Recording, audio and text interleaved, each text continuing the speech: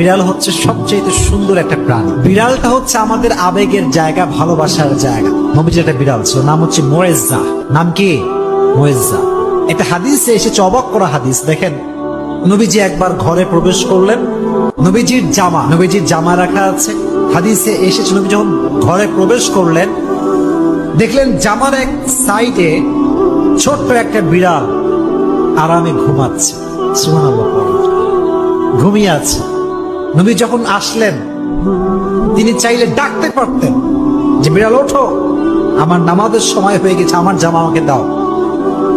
এই হাদিসটি আমি সকালে পড়েছি, বড্ড অবাক হয়েছে।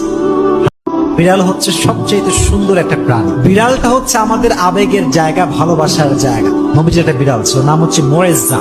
নাম কি? মোয়েজ্জা। একটা হাদিসে এসেছে, অবাক করা হাদিস। দেখেন, নবীজি একবার ঘরে প্রবেশ করলেন, নবীজির জামা রাখা আছে। হাদিসে এসেছে, নবী যখন ঘরে প্রবেশ করলেন, দেখলেন জামার এক সাইডে ছোট্ট একটা বিড়াল আরামে ঘুমাচ্ছে। সুবহানাল্লাহ, ঘুমিয়ে আছে।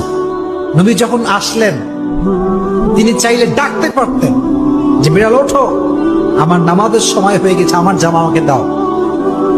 এই হাদিসটি আমি সকালে পড়েছি, বড্ড অবাক হয়েছে।